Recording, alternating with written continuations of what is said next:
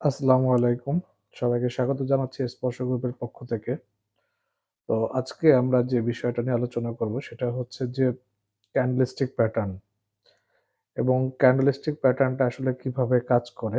এটা আসলে আমরা ম্যাক্সিমাম যে ট্রেডার গুলো আছি, ম্যাক্সিমাম মানুষই আসলে ক্যান্ডেলস্টিক এর উপরে ডিপেন্ড করে আমরা ট্রেড করে থাকি। তো ক্যান্ডেলস্টিকটার মাধ্যমে আসলে যে জিনিসটা বোঝা যায় সেটা হচ্ছে যে আপনি এখন মার্কেটটা কি অবস্থায় আছে? এখন মার্কেটে মানে বায়ার আছে না সেলার আছে, হ্যাঁ? নাকি মার্কেটটা এখন ইনডিসিশন অবস্থায় আছে। এই জিনিসগুলা কিন্তু বোঝা যায়। যার মানে হচ্ছে প্রাইস অ্যাকশন যেটাকে আমরা যদি এভাবে ধরি, মানে মার্কেটের প্রাইসটা ফোকাসটা পাওয়ারটা কোন দিকে আছে। তো এই জিনিসটা কিন্তু ক্যান্ডেলস্টিক এর মাধ্যমে বোঝা যায়। তো আমরা চলে আসলাম। এখানে আমরা দেখতে পাচ্ছি যে হ্যামারটা আসলে হ্যামার। ১ম এ চলে আসি হ্যামার। তারপরে চলে আসি তারপরে এখানে দেখতে পাবো যে হ্যাঙ্গিং ম্যান। তারপর হচ্ছে ইনভার্টেড হ্যামার। তো হ্যামার মানে হচ্ছে যে আপনার যেকোনো আ হাতুড়ি যেরকম হাতুড়ির মাথায় হচ্ছে আপনার আ একটা সামনের লোহা থাকে। ঠিক তেমন হচ্ছে একটা ডান্ডি থাকে। এখানে আমরা দেখতে পাচ্ছি যে হ্যামারের মাথায় কিন্তু ডান্ডির মতো, পাথরের মতো। তার মানে হচ্ছে যে এইখানে যে এই ধরনের ক্যান্ডেল গুলা হলে মানে হ্যামারটা আগে বোঝার জন্য যেকোনো ট্রেন্ড মনে করেন যে সেলে নামতেছে। হ্যাঁ? নামার পরে আপনার একটা সেল ক্যান্ডেল নিচে নামছিল। ওইটাকে টেনে আবার বাইতে দাঁড় করাইছে। কিন্তু শুধু দাঁড় করালেই হবে না। এটা ভ্যালিড না ইনভ্যালিড এই জিনিসটা বোঝার জন্য ওই যে আপনার হ্যামারটা তৈরি করলো এবং এর পরবর্তী ক্যান্ডেল যদি বাই ক্যান্ডেল তৈরি করে তাহলে বুঝতে হবে এখানে আপনি বাই নিতে পারেন। এবং এই হ্যামারের নিচে হবে আপনার স্টপ লস। হুম? তো আপনার এরপরে চলে আসে হ্যাঙ্গিং ম্যান। মানে হ্যামারের মতোই মনে করেন যে ১ম এ হচ্ছে মার্কেট ওঠার পরে মার্কেট একটা সেল ক্যান্ডেল পড়ছে। কিন্তু সেল ক্যান্ডেলটা আবার টেনে উপরে নিয়ে গেছে। তো উপরে নিয়ে যাওয়ার পরে তো ওইখানে মনে করেন যে আপনার পরবর্তী ক্যান্ডেল আবার সেলে মারছে। তার মানে হচ্ছে ওইটা তখন বুঝতে হবে যে এখান থেকে মার্কেট ডাউনে যাওয়ার সম্ভাবনা বেশি। তো এই হ্যাঙ্গিং ম্যানের উপরে হচ্ছে আপনার স্টপ লস আর সেকেন্ড মানে থার্ড ক্যান্ডেলে গিয়ে হচ্ছে আপনার সেল। তো এখানে পরবর্তীতে আসবো ইনভার্টেড হ্যামার।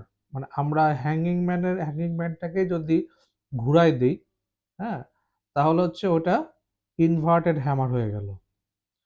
যদি আমরা হ্যাঙ্গিং ম্যানটাকেই ঘুরাই দিই।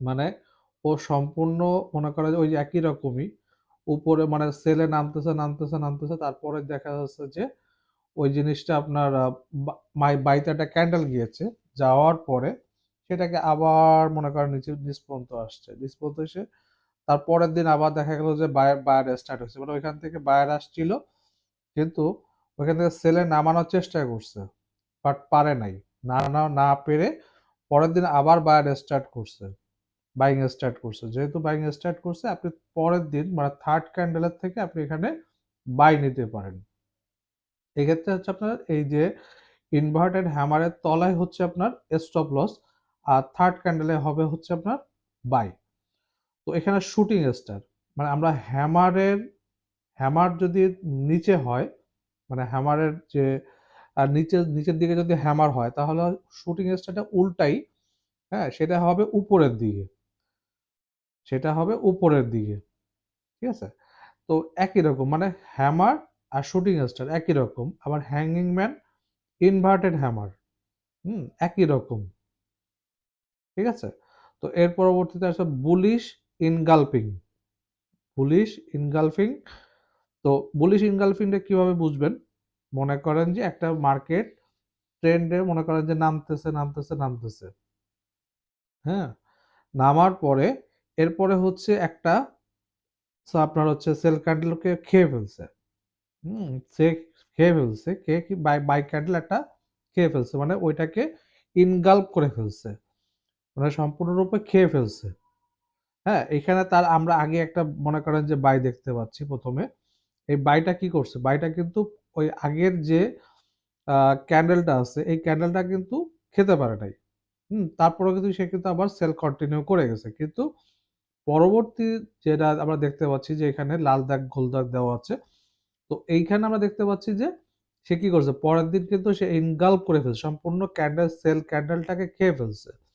এবং সেল ক্যান্ডেলটাকে খেয়ে ফেললেই হবে না। তারপরের দিনও আপনার যদি বাইতে থাকে তাহলে বুঝতে হবে এটা বাই ট্রেন্ডে যাওয়ার সম্ভাবনা আছে। ঠিক তেমনই ইনগালফিং এর নিচে যে এই যে সেল ক্যান্ডেলটা আছে, ইনগালফ যেটা করছে যে ক্যান্ডেলটা, তার আগে যে সেল ক্যান্ডেলটা আছে ওর নিচে হচ্ছে স্টপ লস। দেন মনে করেন যে আপনি ওইখানে তো এখানে বেয়ারিশ ইনগালফিংটা কিভাবে বেয়ারিশ ইনগালফিংটা কিভাবে কাজ করে? বেয়ারিশ ইনগালফিংটা হচ্ছে একই রকম জিনিস। সেটা হচ্ছে মার্কেট বাইতে যাচ্ছে সেক্ষেত্রে পরবর্তীতে একই রকম ভাবে একটা বাই ক্যান্ডেলটাকে সেল ক্যান্ডেল খেয়ে ফেললো, মানে মার্কেট সম্পূর্ণরূপে মার্কেটটা বুলিশ হয়ে গেল।